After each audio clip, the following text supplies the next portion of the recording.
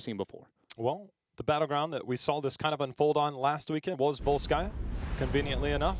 Game number 2. It's actually picked by Octalysis. We know Simplicity loves that first pick slot, giving that map pick over to Octalysis. They're bringing it back here to Volskaya. Is Zul good enough without the Medivh? Maybe, maybe not. But after that last game, I can only imagine that if they're not going to get Medivh, and Zul is only complemented by the Medivh, then what other tricks do we have? Is it Diva again to hold a point? Do you got something else? I wish I could say I had notes. I wish I could say I had all this information that I could give you guys, but we are learning right along with you. That's how wild Octalysis is going down the rabbit hole. Again, when I talked to their coach before we came back to week 6, he said to me, we had a meeting, we are playing our own meta, we are doing what worked best for us last year. That was when they made their run to BlizzCon last year. They are fully embracing and embodying what they think is their own meta, what works for them, and they don't care what anybody else says. If it works, though, and the W's keep climbing, it's justified. It is, even so much so that, you know, this weekend I got to talk to them for a small fraction of time, and they were, you know, essentially one of them asked me, you know, what's the over-under that we end up forming the meta with our meta, right? And I was like, I think even if it is the most efficient way to play the video game right now as it stands, I'm not confident others will adapt it purely on a lot of the, I guess, second thoughts that I always have kind of painted here is how deep and how far does it truly go, and how successful is it really going to be here? And again, this is a lot of stepping back to Roll20 roots is what I feel like we've seen so far. And I'm still just wondering, you know, outside of the Zul Medivh composition, what else do we got here? It's Octalysis' rabbit hole. We're just trying to discover how far that rabbit hole goes. Yeah, exactly. And in the way that they're painting it, it's like, this thing's bottomless, you know? Yeah, that's a scary, like, I tried to get Draded to give me, you know, I started poking him a little when I was talking to him this week. He's like, what else do you know? I was like, well, here's a few things that I know, you know, from what I've heard. He's like, yeah, we got some other things. And I'm like, he's like, you'll just have to watch, you know.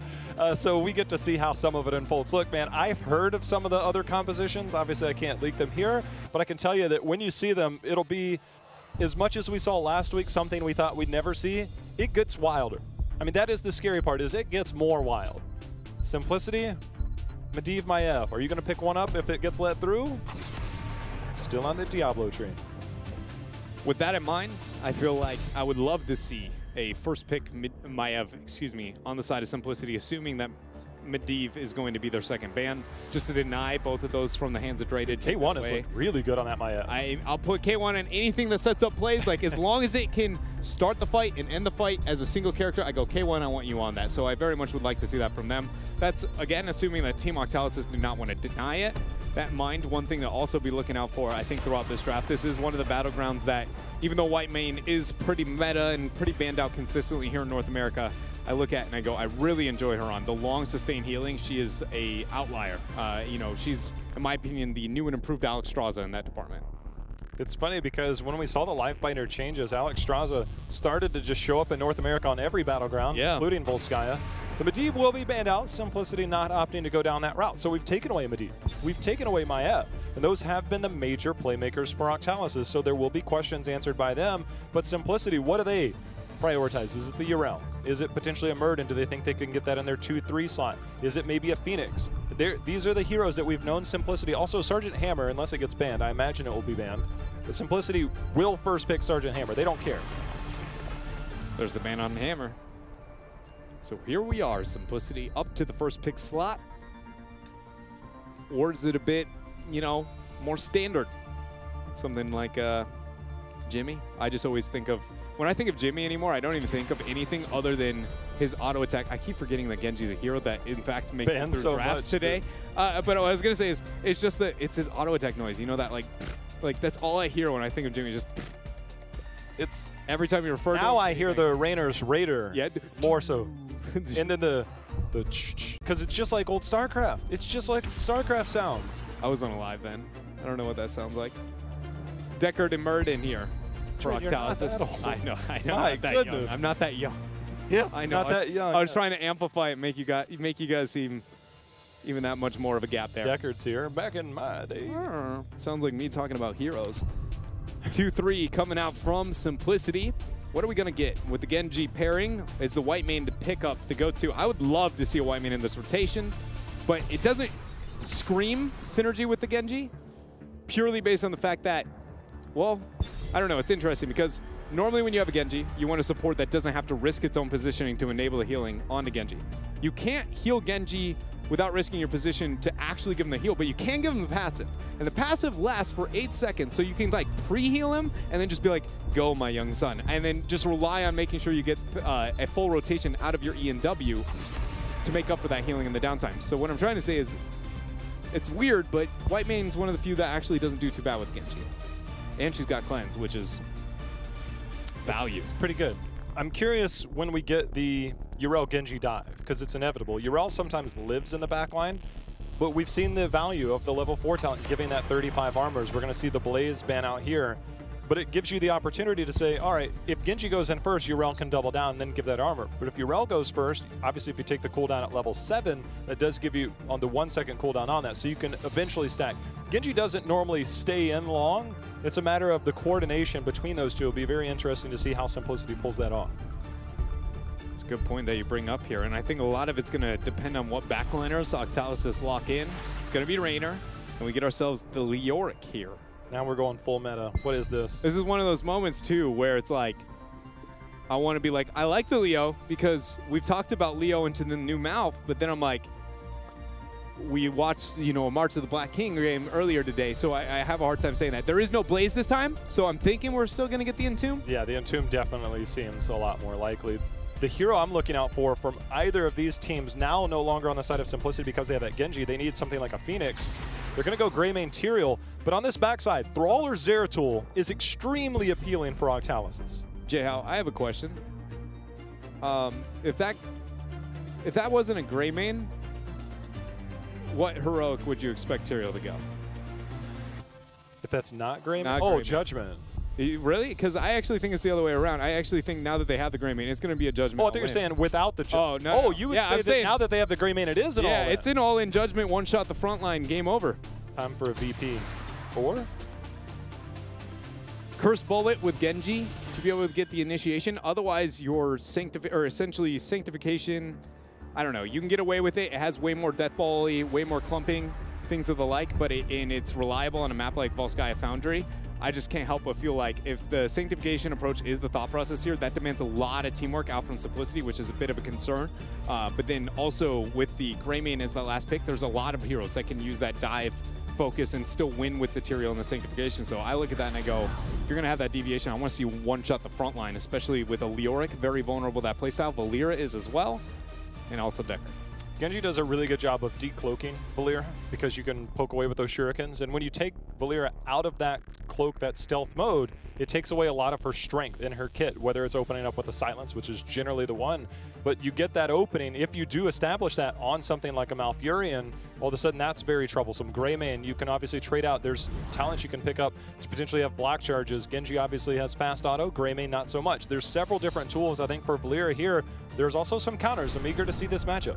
As we head into game number 2 here, Octalysis up 1-0 here as we go to Volskaya. I'm curious all about whether or not the decision is into the Sanctification versus the Judgment, because it is pretty curious. Like, the Greymane should normally scream, we're wanting to get that kind of all-in 5-man Sanctification death ball composition, but I'm not so sure that against Octalysis composition you immediately want to deal with that. There's enough disengage to make the Sanctification not look so appealing and things of the like to where I go, well, you got the Greymane, you might as well just rip the Curse Bullet instead. Well, the one thing that will be interesting if we do get that style, or even around that, regardless of that style, which I think can be incredibly effective, is Malfurion. If you dive in any regard and Valeera's on that flank, can you live? We've seen Valeera minus an Abathur actually struggle as we see Zuna right out of the gates, that drain life, but the amount of follow-up damage that they had, Yrel, level 1 getting cracked. Definitely a moment there of definitely not respecting the kill potential that Octalysis had.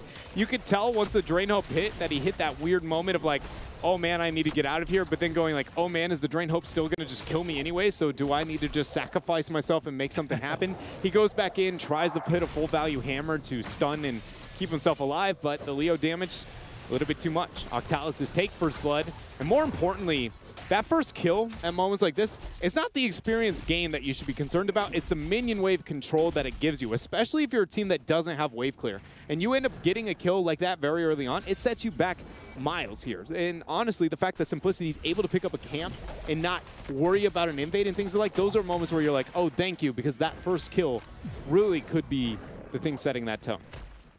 There's going to be a really fun interaction. This is body blocks for days, but nice roots going down. Justin, however, lands the hammer, allowing Draded to go in. Draded able to get back into that stealth mode. Is K1 Pro trying to reveal there, but this is another kill. J-Out, Justin's brain is huge. Did you see? That was mid-disengage. He was in mid-disengage. He's like, nope, I've just got this. His snap hits it there. My goodness. Unable to make it out. He was in Morgan form, now he's in human form, now he's dead. Very well done there by Justin. Goku able to make it out with a baby Wraith walk. The matchup that I'm looking forward to the most, Dread, is Deckard post-level 16. When against this comp, whether you see a Genji or potentially the Sanctification, the stun on Deckard's auto. Is I want to see that matchup and Buds stepping forward to interrupt something, to find that mini stun, maybe get an interrupt, maybe get somebody on their way out, maybe interrupt the Sanctification. It seems likely that will be there, but we've also seen the trade up. But we've seen some Deckards really make use of that 16. You just sit on that last auto and wait for the moment for that mini stun. Yeah, and that into the Sanctification, that's a hero that typically, really struggle with that playstyle. Without the Eyes in the Dark, they don't expect a diving gray main. Hold on here, before we go any farther, we got they're contesting over top of this support camp. Urella's yet to make the rotation in time. She's just now going to join Simplicity here as Octalysis already pick up the biotic emitter. Now they're going to make the rotation down. That was a very quick pickup for Octalysis. If they pick up a lot of percentage for themselves, likely to do so. Now a weapon up. And nobody established control just yet. Both teams able to stand on point. We got the shields on one side and Deckard passing out the potions. You can see they're all around the retreat points for Simplicity, and Justin is going to get that shield every 6 seconds. The standoff continues for Octalysis. Dreadnought, though, they're a lot closer to 7, which is generally when we see teams start to take control over the control point. But even situations like we just saw right there where Valir is able to bait out the deflect out of the Genji, then suddenly that 16 mark we were talking about with the Deckard might be a lot more problematic as one little slap of the old staff. And suddenly that's a dead Genji here. Root lands onto Prismat, forcing out his heal. Not enough to threaten them. Zuna is going to go in there with the leap, hits the 2-man knockback. All the heals going down with the turret. Octalysis healing up here, now gaining some percentage for themselves as Simplicity back out.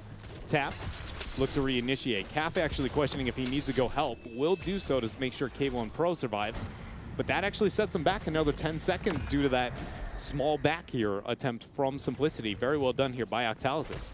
Yeah, it's always fun when you can see those plays. I mean, the timing of pro play is always fun to watch. Like those small interrupts just have so much. The ripple effect, I guess is what we could call that, is the timing of which you could do things differently. It changes the pacing. I always love to see those plays. That's why you always see like the rotations of the solo laners, things of that nature. But that right there, I'm glad you pointed that out. It's such a fun thing. Knockback here onto Justin, dodges. K1 Pro goes in with the Swift Strike. Zuna getting poked away. There is Prismat, eats a Root there. Root also landing onto Goku. Wraithwalk helps him out with a 4-man lockdown by Bud. Zuna falls very low here. Hosey trying to kite away. Disengages there. Justin's not going to let that go for free. Draded unable to get any of the kills there. Goes into stealth now. Drops the silence on to Tiger JK, who heals the team alive. 99% and counting here in the OT for Octalysis. But Simplicity survive here, J-How, against all odds. They're in it.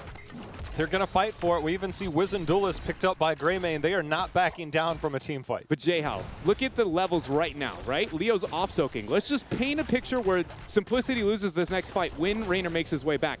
This is a all-or-nothing play. Pretend to risk this kind of decision-making, they're accepting a huge deficit if they struggle here. I think another point to go into what you're saying is that even if they give up, even if Octalysis walks away from the control point to get 10, they're still ahead. It's still a long ways before Simplicity ever even gets close to 100%. So it is a very interesting take here. Simplicity definitely all in, as you said. Buds throws down the Root, only got a lockdown 2 this time. He will end up having to back here while looking to pick up some of his mana. Octalysis may even just wait for the 10 spike at this point. Yeah. It's weird. There's just enough experience where I think they can reliably do that on the battleground. Rotations, other things in between might deter that, but it's possible here.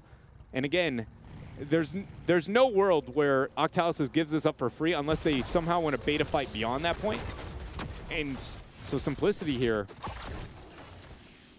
how do I say this? They're just stalling their opponent from picking up a major objective at this point in time, but they aren't gaining anything.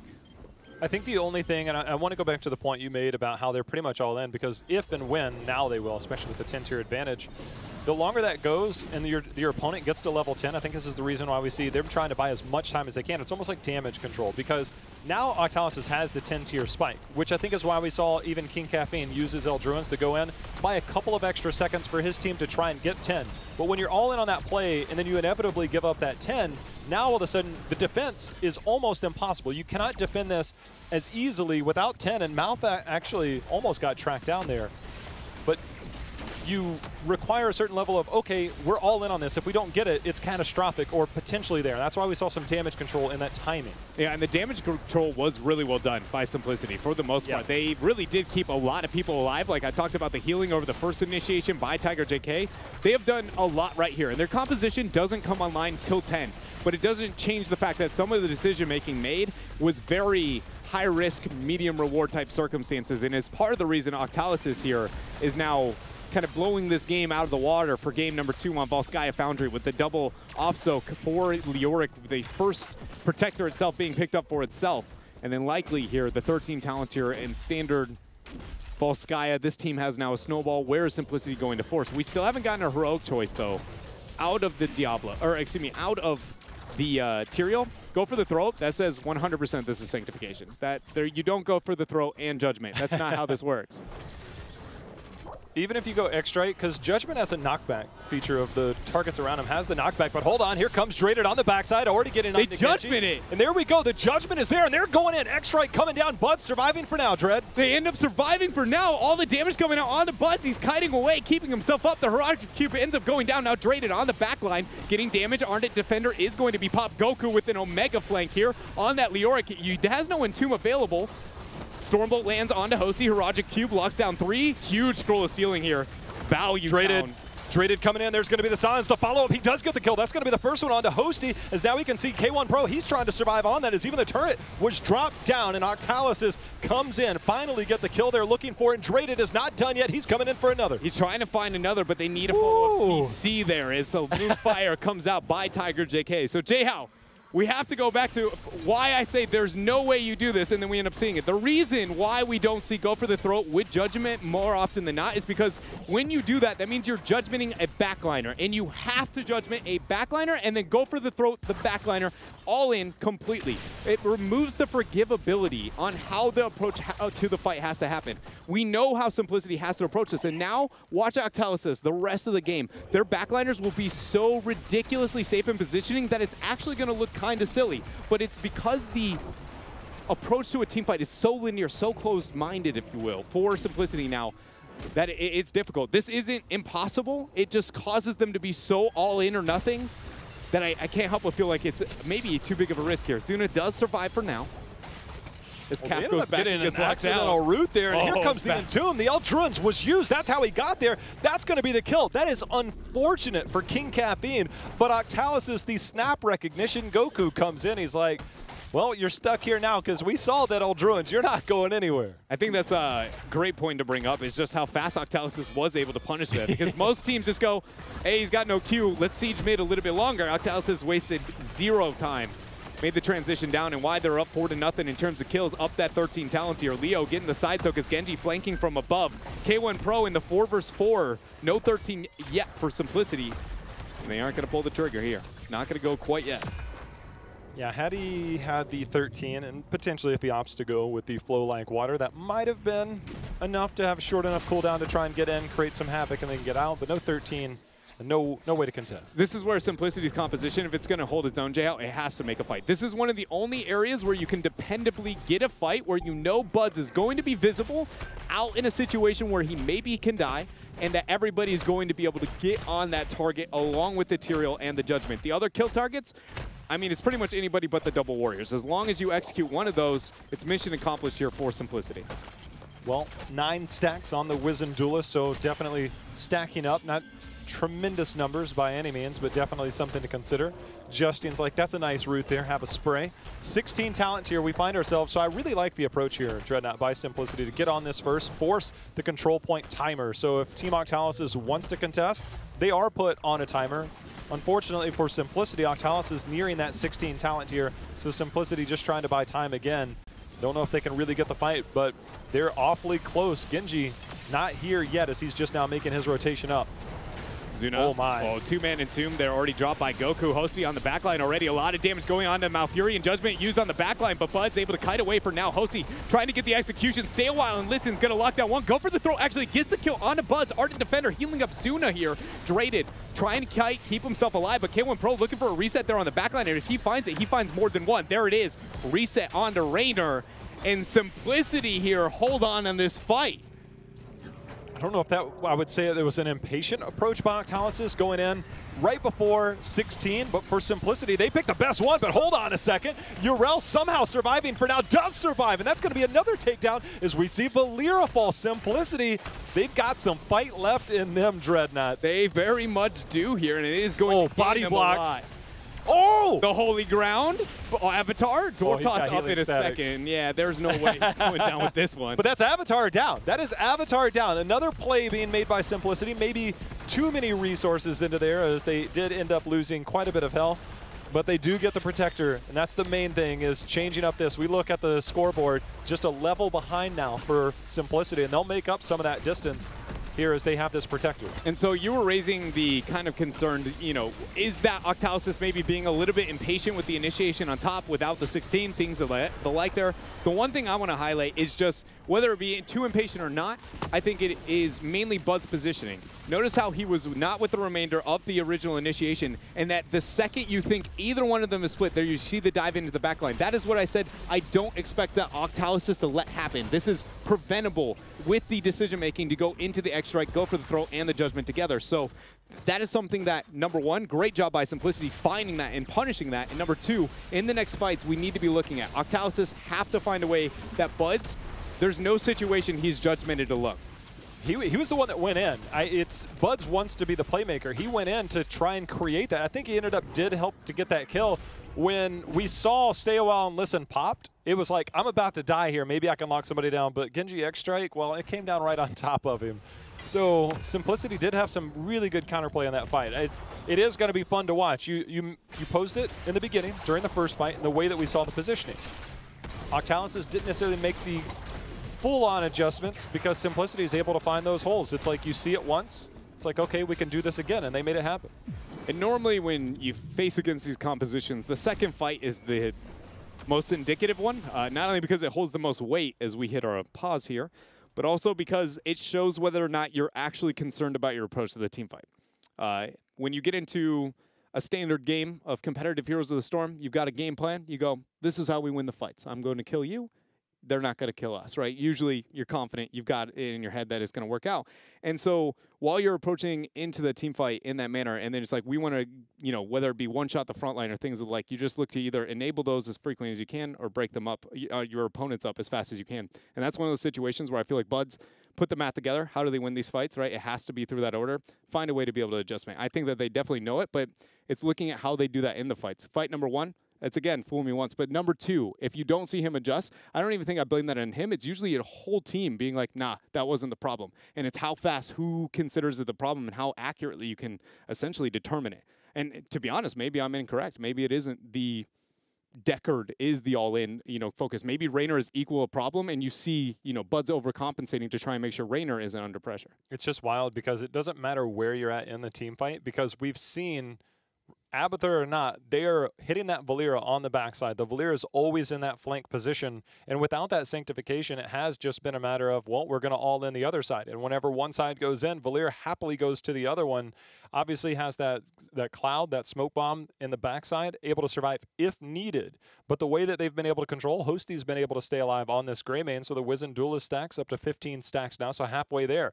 that becomes far more threatening. Go for the throat is real, but when you have those amplified auto attacks on you, who needs the extra auto attack range at level 7 when they are always in your face? So the Wiz and Duelist, it's paying dividends. Whether you're in the middle of a fight or not, it will always have that value, barring if you're at 0 stacks. But it's much better off to move into that. And speaking of much better off, we're much better off getting back into this game, Tread. Talking about the Bud's talent choices, also at 16, not going with the stun. If he was so concerned about the dive, it feels like he would go for that survivability. Talking about survivability, K1 Pro's going to need it. The Entomb locking down 3 there. Huge scroll of ceiling value, locking down 4, along with the 4-man stay a while and listen, but everybody makes it out. Hosey trying to find Draded is the first to drop. In fact, is Leoric. X-Strike there from K1 Pro. Knockback coming out. Justin trying to kill Tiger JK. He will find that kill. 1 for 1 here as Hosey goes down. He tried. You could see the damage from those auto attacks was real, but Draded coming in, he said the damage of my Valera is real, as we see K1 just trying to get the disrupt, making sure that they can't cloak. There's going to be the stalk, the pursuit. Zuna and team able to walk away. King Caffeine getting every bit of disengage that they can. It's a 2-for-1 trade in favor of Octalysis. Jay-How, when we go into from a pause to action, my heart just goes from like, all right, I'm ready to get into the game, and then I'm like, oh my goodness, the action's unfolding here. Woo! Didn't take long. No, it did not take very long at all there. But I will say, that fight, for how chaotic and split up it is, that's what Simplicity's comp normally should be pretty darn good at. I feel like Draded did an amazing job of distracting Hosey, trying to buy a lot of aggro coming out from him, not so much onto the kill target itself. But Simplicity, the fact that that fight was so chaotic and did not get as much success as they did in the last one, I feel like that's one of those moments where Octalysis goes, we maybe have figured out that adjustment that we need. Well, Simplicity Dreadnought, 20 almost here for Octalysis. For Simplicity, they need to take a fight, and they need to take it soon. They have a judgment, which is really good at that, Jay. Yeah, they have potential to maybe get at or near 20 for the defense. Time's up, let's do this. If they give that, but it is almost time's up, let's do this. It feels like Goku, he's not a target. He's just waiting to press his E button if anybody winds up on him. So one weird thing to note about Tyrael, actually, since his adjustments, I'm not even quite confident because Judgment's such a rare pickup that it functions in the same manner, but it used to be when somebody be max range and you start it, if you break fog, it automatically drops the Judgment. And so if you start the channel at the maximum range position while the opponent's still mounted and you were just mounted, all it does is dismount you and no Judgment goes off because they break fog, and you're a sad panda who's dismounted for 4 seconds. So what I'm saying is it matters when we see that Judgment kind of pulled at this point in time, especially if we're kind of towing around fog, because it can actually show who CAF is looking to initiate on. 20 seconds out, or excuse me, not 20 seconds out, 2 seconds out. Level 20 still here for Octalysis. And now the question is, what does Simplicity do? Siege on top seems to be the answer now, but we know the trade-off eventually will be matched by Octalysis. And then they'll have to deal with that pesky, pesky Punisher. they're actually hard. Well, at this point, they would give up the keep. And I think that's the main reason for the defense, as we see the disengage. Goku coming in on the flank. No Valera here, and the buried alive just missed. You could actually see the silence portion as it started to come down on top of them, but they sidestepped it at the last second. Is a short cooldown, but still a big miss. Yeah, and part of that, you know, I feel like comes down to looking for max value rather than just taking a very confident 1-2 man. Goku without that might be something that costs him. Part of the reason late game is so difficult there for Octalysis, and now 80 seconds, or 80% in counting here still for Octalysis. When it comes to that bottom protector with this, Simplicity now have to back out. This is actually really cool because it's not, you know, going to be losing too much, but look how much time is lost right now when it comes to Valera inside of this, right? The health is very, very beefy. Rarely do you see a full kill onto it. It's just removing in total, what do we see, 15 seconds there? Might be something that at this stage of the game matters because Simplicity was looking at a almost unbearable circumstance before that, J-How. Well, they're going to have 20 tier if another minion wave or two comes in. That's why the reason we saw Genji there so long. Another minion wave behind this protector will give them 20, maybe some trickle-down XP as well. Zuna providing that armor over to Tiger JK. They do have the defense. King Caffeine coming down on the flank, but snipped out by Draded. Draded's actually going to be revealed there by King Caffeine, meaning the attention, but the root's going to be there. There's going to be the Nature's Cure. Hosty not able to make it out alive. The protector coming in. That might try and open it up. Judgment onto the back line. Buds is going to be the focus here. Everybody focusing down onto him, but the shielding is there. The heals is there. The stay a while. Listen, gonna drop, and everybody just taking a solid nap there on Simplicity. The combo coming through. King Caffeine and friends trying to dive. X-Strike gets used, but that Protector has way too much damage. K1 Pro kiting away. The Ancient Blessing is used. Ardent Defender will heal Zuna right back up, but now 40 seconds of Simplicity down 2 members. Octalysis surely can take this game.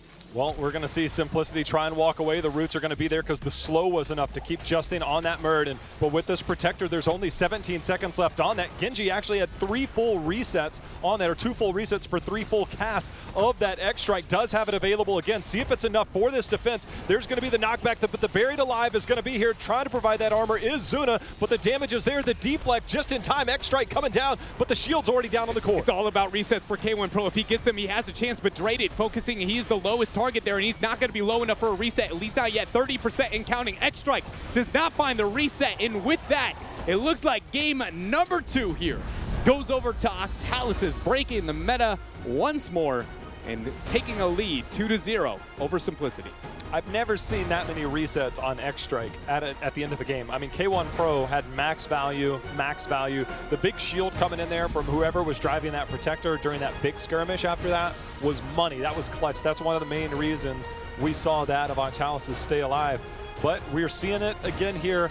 Justin basically playing Bruiser Assassin there on that Murd, and he loves to be aggressive, getting that damage in. But the Valera working out this time. We've seen them run it with the Abathur before. This time around, we're seeing it without the need for it. I wondered, would we get a Thrall? Would we get the Zeratul? More meta heroes that we would generally see in that last spot. They said, nah, we're still going to go our own flavor. And they get the Valera and they get the victory. I just find it funny that I say we, but I was the one who posed a lot of the conversation between Greymane and Tyrael. What is the direction you go? And I was like, you know what? I feel like this is one of those moments, maybe a little bit of deviation, not the sanctification. And then the minute we see the go for the throw, I'm like, okay, you got to sanct with that. And so what I'm saying is just from beginning to end, I was like wrong, but so right all at the same time. And I think it's more just like, you know, I was right for the wrong reasons probably, which means you're wrong in the first place. I just find it funny that it was so backwards and back and forth because, you know, we started off with like, you know, should we? Well, with the Greymane, how does that work? But it looks... Honestly, it looked a lot better than I thought it would. Normally, compositions that approach teamfighting that linearly are very easy to just be like, what if I just don't die if you're buds? And you just sit back and you go, all right, that team fight's over. Let's go ahead and win the game. But it very much wasn't the case. A lot more competitive than I expected. Well, in this series, it's one thing I know. If loving different talents is wrong, I don't want to be right. We have Octalysis up 2-0. We're going to see if they can close it out behind their own meta or whether Simplicity has a way to fight back in this series. We'll find out after this break.